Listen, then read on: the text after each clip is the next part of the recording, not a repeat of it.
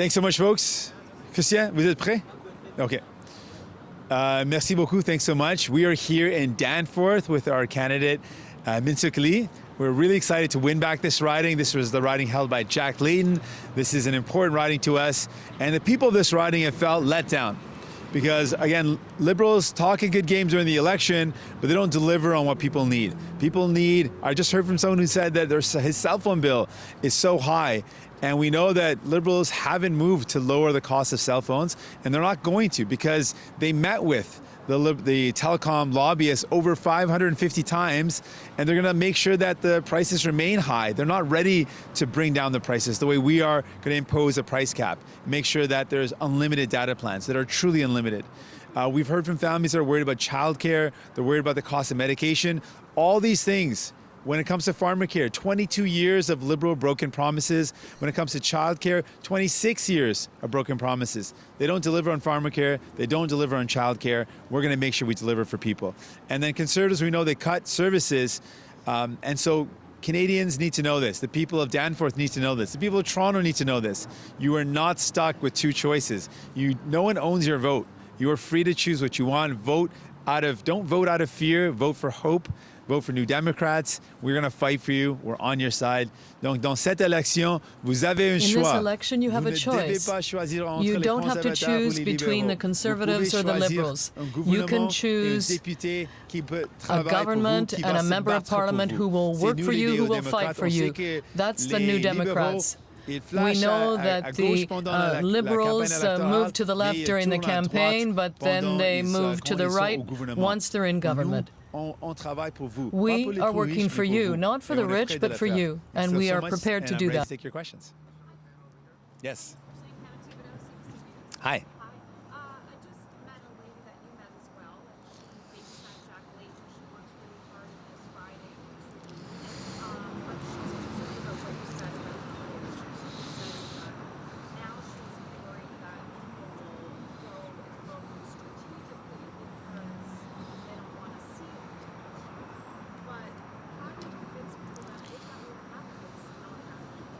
Well, what I say is that in Canada, our history is one where so many of the things that we're proud of happened when when people voted for more New Democrats. Our healthcare system was only possible because Tommy Douglas fought for it. The New Democrats and progressives fought for it. When we had changes to make sure that seniors could retire with dignity, pension and CPP and old age security, these were things that were brought in because New Democrats were there. So I'm saying to you, I want to be your prime minister, but whatever Canadians vote for come the 21st of October, I want Canadians to win. And so I'm saying to win, if you vote for New Democrats, we will fight in whatever form the government takes, whatever power the people give us to make sure we deliver on the things that people need. Healthcare investments, pharmacare, dental care, making life more affordable, tackling cell phone companies, and making housing more affordable, and making sure we fight the climate crisis like we want to win it, and making the richest pay their fair share. We can do that, and we just need your help.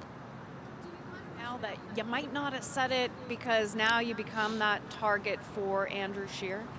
No, not at all. I'm proud of the fact that I'm ready to fight Conservatives no matter what and however I can. I think Canadians want that. The majority of Canadians don't vote Conservative. The majority of Canadians want a progressive government. I'm saying if you want one that delivers on real action, one that delivers on the investments that you need, the services that you need, the health care, the medication coverage, the dental care, the housing, and real action on climate crisis, meaning ending fossil fuel subsidies, New Democrats will deliver that for you. And we'll deliver it no matter what. And that's what I want to say to Canadians. We're not in it to win for ourselves. We're in it for Canadians to win. And whatever you give us, we will fight hard to make sure you get what you deserve. So don't settle for less. New Democrats have your back. Tu sais, c'est truc en français. Just last part. Okay. Okay. Non, pas du tout, parce que no, not at all. On est fiers de le fait que we are proud of the fact that we are ready to fight against the conservatives. We want to fight for you, in fact. And we're proud of the fact that we've already said we cannot work with the conservatives because they will cut services. But we also know that the Liberals did not deliver the goods. They promised a lot, but they broke those promises. So what I'm saying is, if you want to see investments in universal pharmacare, if you want us to fight the climate crisis, it's the New Democrats that are going to do that. Since Sunday, there has been a change in vocabulary from the Liberal leader. He's now asking Canadians to vote for a progressive government. And I've noticed you're saying progressive a lot, too. Why do you think that Mr. Trudeau is asking Canadians to vote for a progressive government? I hope he's encouraging people to vote for me, because that's the real progressive alternative for people. We know that Mr. Trudeau is not willing to tax the richest Canadians. We put it to him, and people have asked him, would he be willing to put in place our wealth tax on the super wealthy? He hasn't said yes. And no other party is willing to say, we're going to make sure that the richest Canadians, those who have fortunes of over $20 million, that they pay their fair share. Everyone else, Canadians, hardworking families, middle-class families, they're paying their fair share. They don't need to pay any more of the burden. We're not going to raise taxes on middle-class and working-class families. But we're asking the richest to pay their fair share. Mr. Trudeau's not willing to do that. So he's asking folks to vote progressive. That's voting for New Democrats. We're ready to take those votes. I'll just take a follow, sorry. Yeah. My man will get to you. Yes. We're going to make sure everyone gets a question. We stick around till everyone's done. But clearly this is, it seems to be a distinction that Trudeau is trying to make. And obviously in 2015, there were many progressive voters that went and chose the Liberal Party.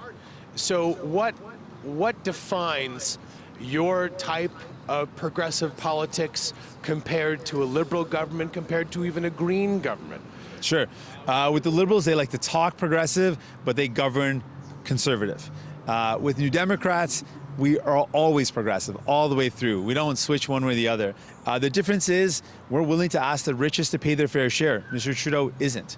We want to put in a super wealth tax so that those who have fortunes of over 20 million pay their fair share. Something that could raise as much as $70 billion in revenue, so we invest in services. Mr. Trudeau likes to talk about pharmacare. We want to deliver pharmacare. We want to deliver universal public pharmacare for all. The difference is we don't just say we're going to end fossil fuel subsidies. We're committing to ending them immediately. Mr. Trudeau talked about them and then broke that commitment.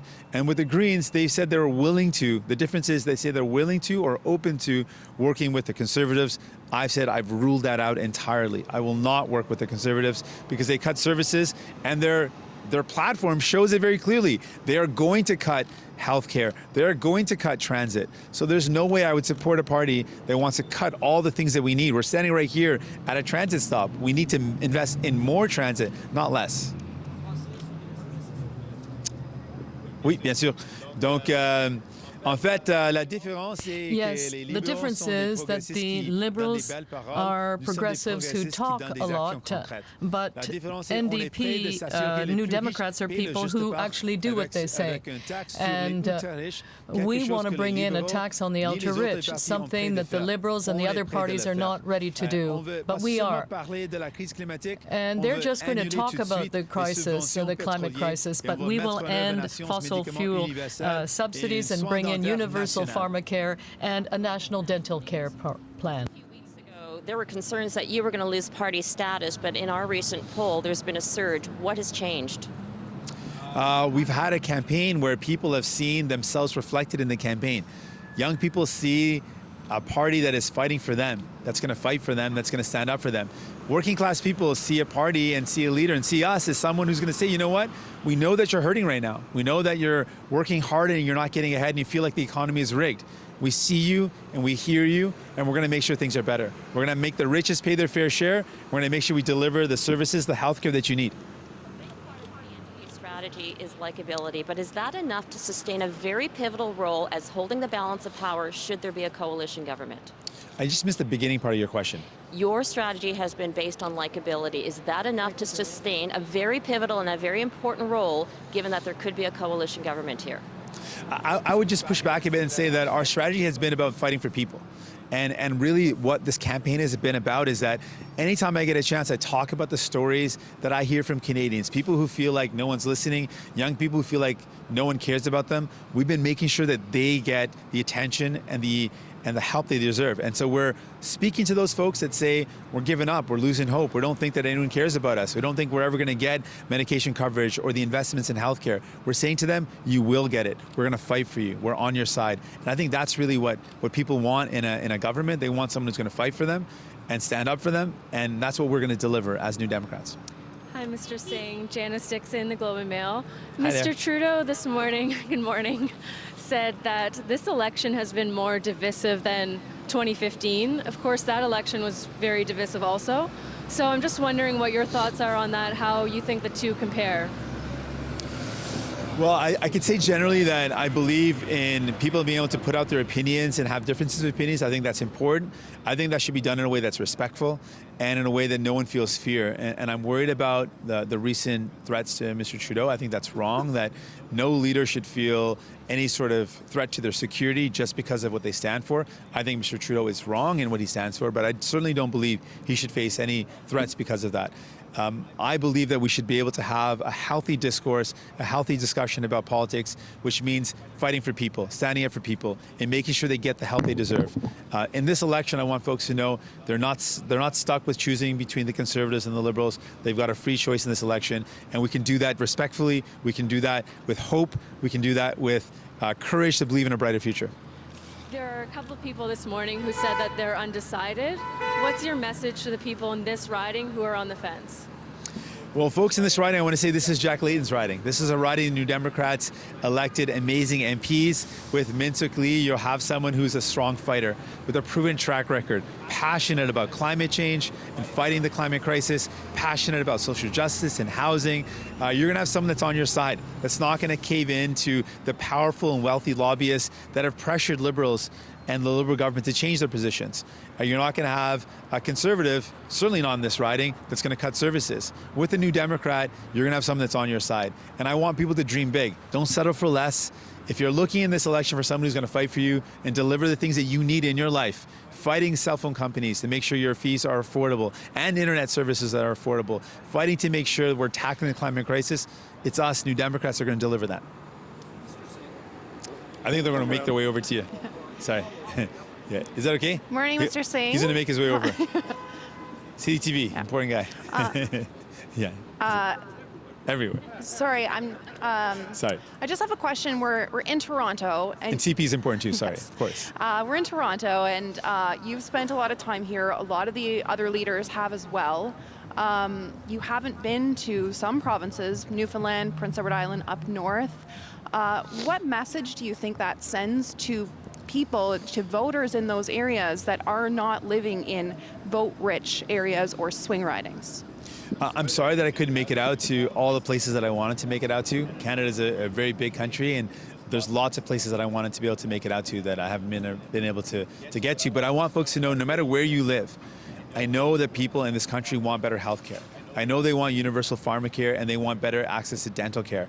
I know that people are struggling with the cost of cell phone and internet services because they're the highest cost in the world. I know that people are seeing governments in Ottawa that have worked really hard to make life easier for the richest, but haven't really made their lives better, and in fact have made their lives worse. I want those folks to know, with New Democrats, we're in it for you. We're fighting for you because we're going to take on those powerful lobbyists. We're going to make sure we really take action on the climate crisis by ending fossil fuel subsidies and investing in clean and renewable energy. We're going to make sure we invest in healthcare that makes your life better. We're going to invest in a pharmacare program that's going to make sure that everyone in our country has access to pharmacare, no matter where you live. Canadians can count on us no matter where they live, and they can count on us to fight for them, not for the rich and powerful. There's a position that your party has taken that you want to abolish the Senate. That could further erode the voices of those regions in terms of, power and influence in Ottawa, how are you going to, deliver on those things that you've just said, all of these services, making sure all Canadians are represented, especially if you're going to take away some of that representation if you form government? Well, the reality is the Senate doesn't really represent people. There are political appointed positions that represent the parties. They represent the Liberal Party, they represent the Conservative Party. They don't represent the people and their interests. They're more interested in being a mouthpiece for the political parties that appointed them. I believe people should have real representation, someone who's going to fight for them. I also believe to give people true representation means making sure that everyone's vote counts. And that's why I believe in proportional representation. I believe in giving power to people. I know that our country would be better run if people had more of a say, not less of a say. I believe our country would have better results if their votes counted more. And that's what I want to make happen. Bonjour, Monsieur Singh, Christian Noël de Radio-Canada. Bonjour. Si on regarde ce matin au Québec, il y a des économistes, des environnementalistes qui disent que, par exemple... Je suis tellement désolé, je peux... Okay, I can speak louder, sure. Okay. So il y a des économistes et des environnementalistes ce matin qui parlent du projet GNL Québec, qui ne pensent pas que ce projet-là aura les retombées économiques et environnementales nécessaires. Pour vous, de votre côté, pour ce qui est du projet GNL Québec, quelles sont vos inquiétudes? Oui. Donc, pour le projet au Québec, yes, with respect to the project in Quebec, I've said this before, but I believe there are three criteria that must be met in order to go forward. So the three criteria are, number one, the environment, the impact on the environment in general, and also in order to meet our targets when it comes to reducing GHGs. So that's the first thing. Second is the social acceptability of the project, and that includes the Indigenous people and local communities. And third, if it creates opportunities for local communities. So in that case, if that project does not satisfy those three criteria, it should not go forward. And right now, I have some major concerns with respect to those three criteria, and I cannot support it because those criteria are not met. Yeah, so I've got three criteria when it comes to projects.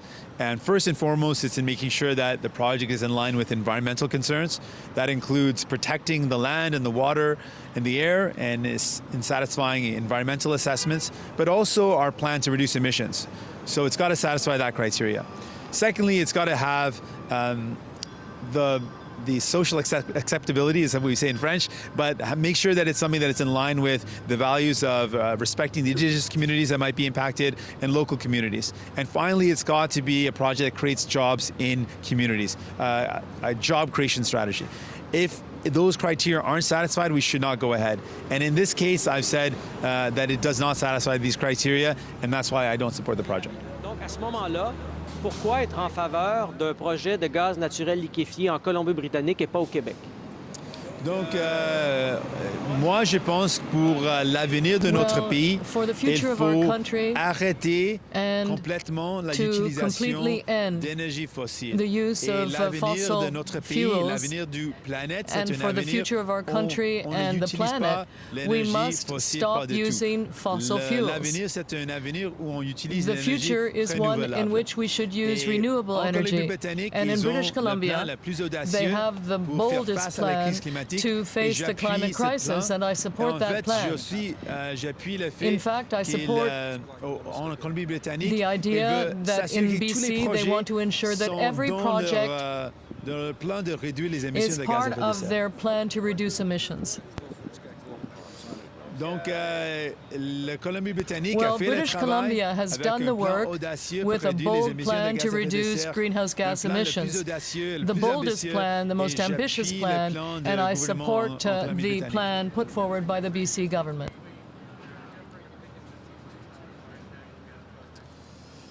So I believe that the future of our country is a future where we are no longer using any fossil fuel for energy. That is a future for our country. In fact, that's the future for the world. And we need to get to that future. The first step that we can get to that future at the federal level is ending all fossil fuel subsidies. And that's what we will do as a government. When it comes to projects, I've made it clear that the project in Quebec doesn't satisfy the three criteria that I've laid out: environmental, social acceptability, and making sure there's local job creation. In BC, I've said very clearly that the BC government has the most ambitious climate action plan in North America. And I support their climate action plan, which is ambitious. And my plan is to, at the federal level, make sure we stop all federal funding and subsidies that go towards the fossil fuels sector, and instead invest that into renewable energy. Mr. Singh, Yeah. this has been a pretty divisive election. This is the most divisive election you've been involved in or seen or read about. The divisiveness of this, people are completely polarized. Talk about the divisiveness, okay. There's levels of elements of racism. It's almost an American-style election. So I would say I think we're pretty far from an American-style election still. I think we're not there, and I think we're proud of. I think we should all be proud of that. Canada is different, and we're proud of that. But we still have a lot of problems. We still have systemic discrimination. We certainly have systemic racism. It applies to Black, Indigenous, and people of color. It applies to many people because of their sexuality, because of their gender, and we've got to tackle those things. We've got to be honest about those barriers that still exist and the fact that we want to tackle them. When it comes to the divisiveness in politics, I believe it's important to make the contrasts be known. It's important for people to be able to put forward their ideas and have differing opinions. I want that to be able to be done in a way that's respectful and that's safe, and that no one should feel any risk to their security. Recently, we saw that there was a threat, and it caused an increased security presence for Mr. Trudeau.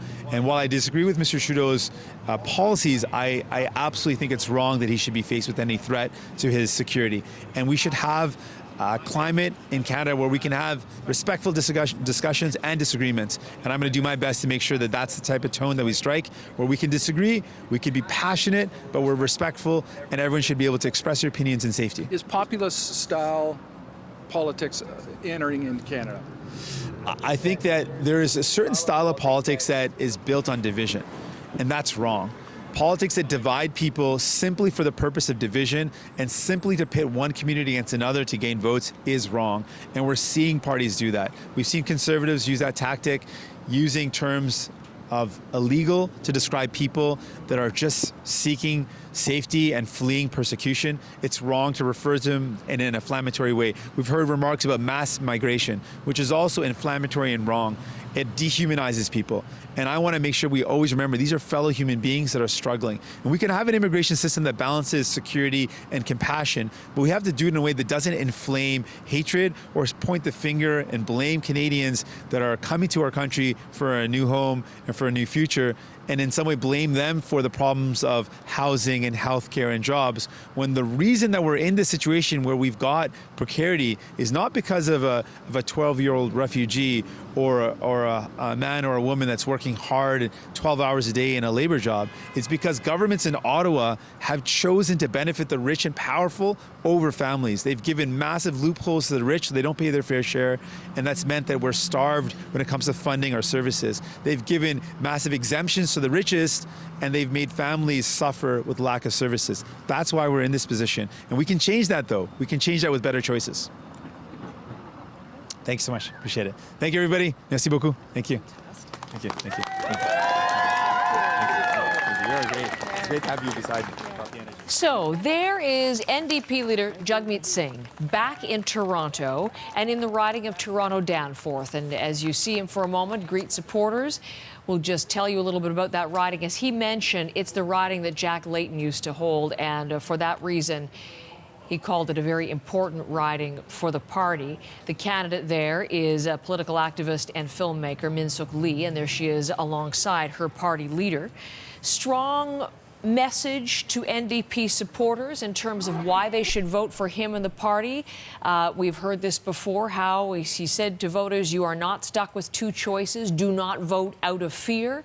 And laying out the stakes very clearly. I want to be your prime minister, but Janice McGregor, if that doesn't happen, I still want to work for people.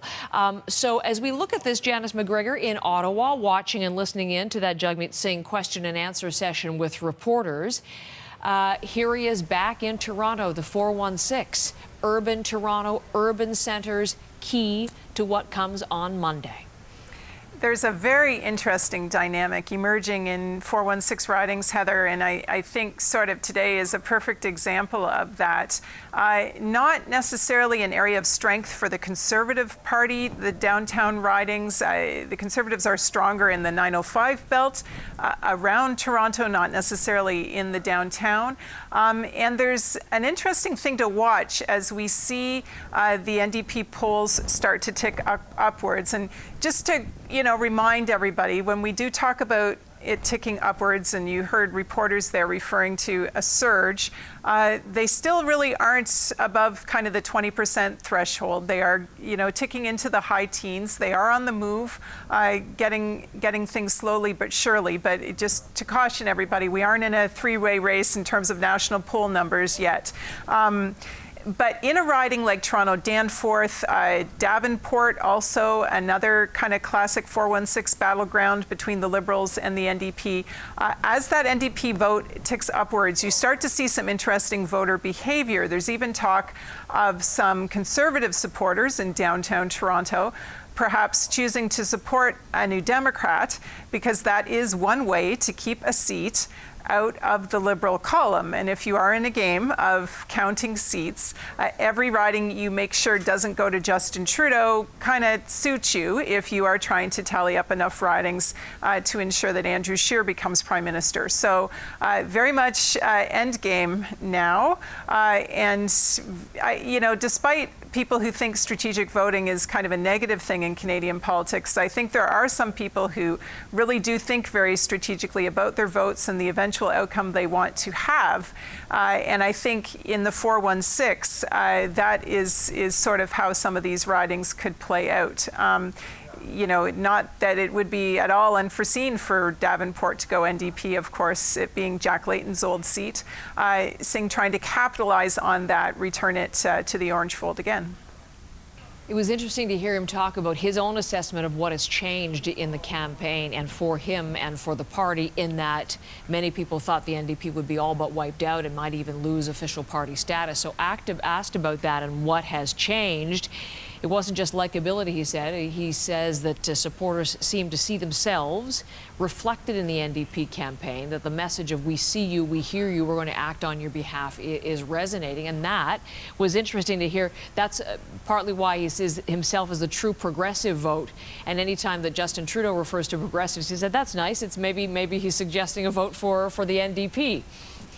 Yeah, I mean, it's interesting because this is a fight for, if you don't like Justin Trudeau, where best to place your vote. And, Singh is suggesting to people it isn't simply a case where if you're progressive, you vote Liberal, and if you're, if you have other kind of fiscal, social, conservative priorities, you vote for Andrew Scheer. He's opening up kind of that classic third way option for people, trying to embody it, trying to explain to people that it's not a wasted vote to go that way, that they could have influence in this parliament. That he hammers that again and again and again, sort of keep them honest, keep the pressure on. If these are your values, you don't have to compromise them. That I think we hear that sort of at every stop now from Jagmeet Singh. So interesting to see sort of whether that's a pitch that will get him where he wants to go on election day. Janice, thank you as always from Ottawa, guiding us through a campaign day morning, and we'll leave it at that for now as Jagmeet Singh campaigns in Toronto. We'll speak to you again. Thanks, Janice McGregor. You're welcome.